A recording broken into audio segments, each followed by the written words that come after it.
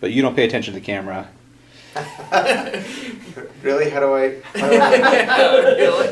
Talk to Kenny. Talk to Kenny. Now I feel like behind Sam. the screen. Do you know between the two ferns? This is going to be an hysterical footnote that we won't even mention. Right. No, you won't. That's exactly right. Exactly right. A very silent commentary in the background. So, well, it's really good to meet you today. Yeah. The first time I saw you was on the video for the campaign, actually. Oh, good. Which is great. You're kind of the punctuation at the end of it. It's really great. Well, what would you like to work on today?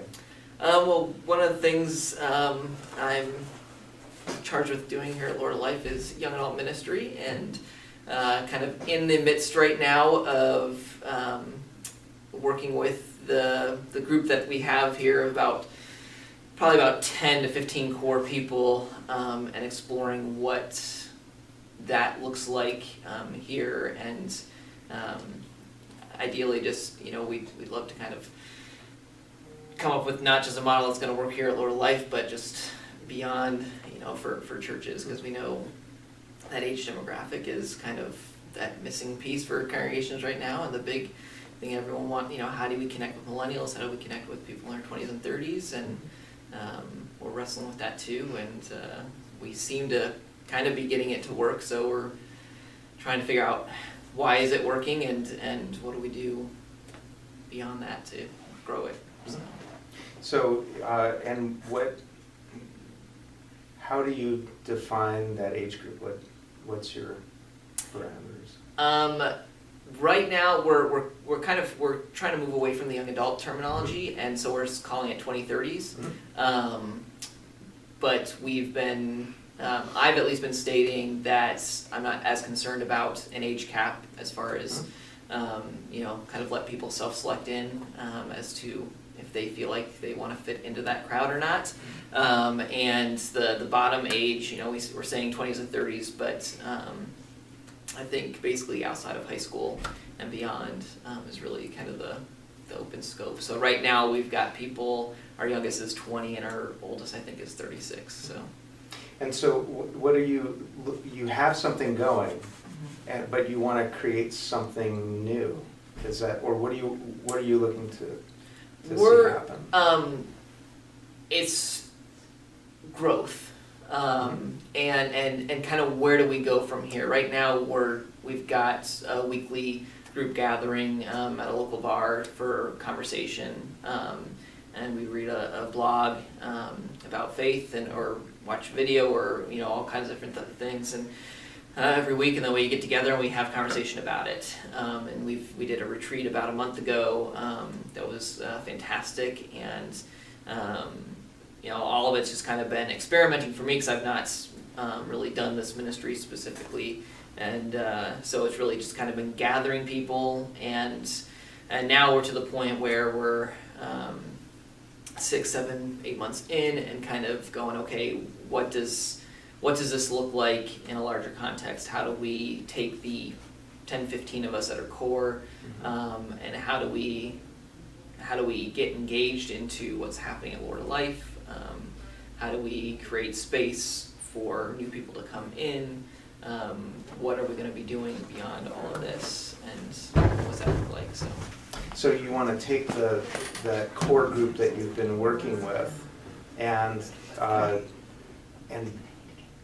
create an environment, create the next step for that, whatever that might be, that could multiply it or bring more people into it. And okay, so what do you need to do to make that happen? Like you had suggested already, I think, some sort of evaluation of what's working.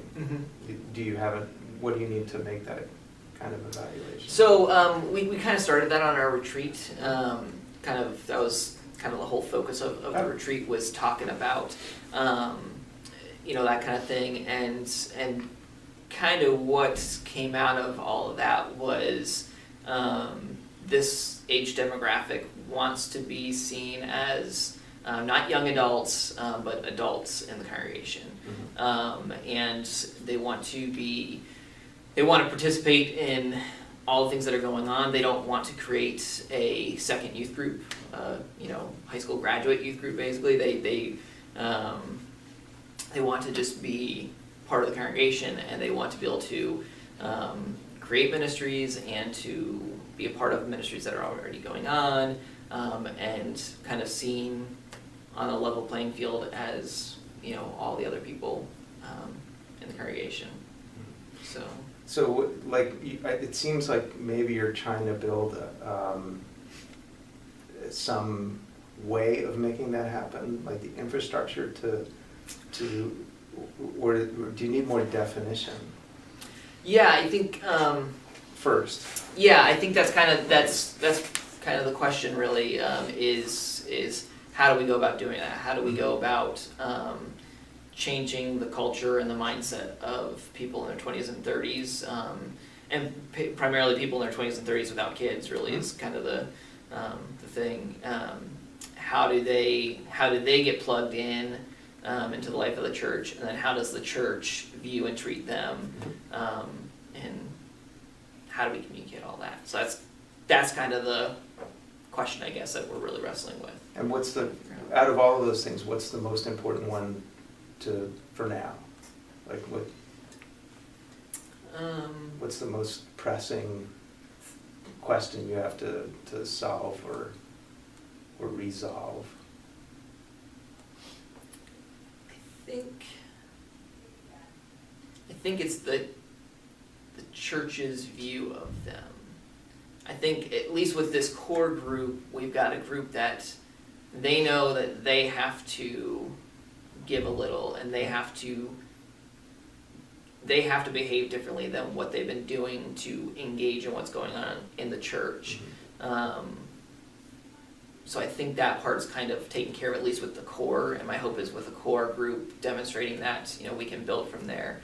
So I think the most pressing thing now is trying to get the church to view them differently, and tackling that. So how do you do that? Like, I mean, I'm vested in this because I have a son and a half and 3 that are going to shortly be in this age category. So it's a great thing to be working on. Right. And I'm wondering, like, because what you're describing in a way is maybe shifting culture within the congregation, and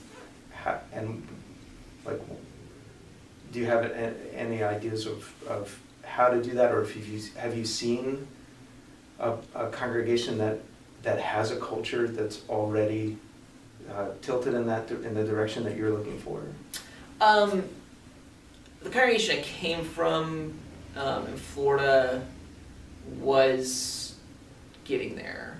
I'm not familiar with any congregations that are there or have arrived. I'm sure there's some out there. I'm just not familiar with them. I think my initial thoughts are, I know I kind of indirectly in my previous congregation, indirectly and without knowing it, kind of started creating that kind of culture by bringing in people in their 20s and 30s into the youth ministry to help out in leadership. And from there, I think they were able to demonstrate that they were adults because they were responsible for students, and people saw their leadership gifts, and then they started getting plugged in other places as well. And so that's certainly, and I do have a couple of that core group that's starting to help out with our high school youth ministry. And I also think just maybe starting to have intentional conversations with specific other ministries, and trainings on, here's how, you can reach out to this age demographic. They've committed to showing up and being present and being around so that you can get to know them, and here's how, you can start to do that and start to have conversations with them, and invite them into leadership. So it's not this is not necessarily, you're doing a little like encouraging of the people you have and better defining of what it is, listening to them, it sounds like, of what they want, but really what you're doing is talking about not training them, but training everyone else. Yeah. As to how to better, what you just said was better allow them to come and help lead and be a part of the ministry that's already here. Right. And so you see doing that through training. Yeah. And so, like, and do you have what you need for that? Like, do you have an idea of what to train them on and how to make that happen? Yeah, I'm working on that currently, trying to develop what that looks like. 5 minutes. And based off a lot of the stuff from the retreat and the input that group gave me, I'm trying to put that all together. And I think what I need to kind of do from there is put together essentially a training or general thoughts, and then get together with this group again and kind of run it by them and say, am I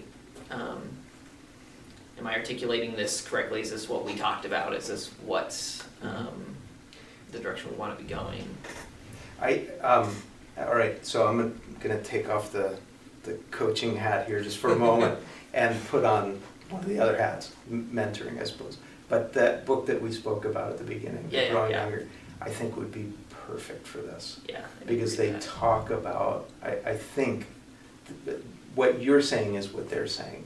And I think that book is written not for young adults, Right, right. but for everybody else Yeah. to learn how to do exactly what you're describing here. So that could be a really big, a helpful resource for you. Awesome. They talk specifically, the number one thing is about leadership. Gotcha. And how that the larger church culture needs to be able to share, they call it keychain leadership, that you give your keys over a lot sooner for the rooms of the church, a lot sooner than you might otherwise. Interesting. So, I need to put the coach back. read that. Appreciate it. But yeah, so I mean, and I'd be glad to follow up and talk about that together, because I think that, like you said at the beginning, I think that kind of thing could be helpful, not just here, but across the Synod. Yeah. All of us, every congregation needs that. Okay, so how did we do? Is this helpful at all? Yeah, no, absolutely. Mm-hmm. Yeah, talking this out is good. Good. Yeah, thank you. Thank you. Okay. All right.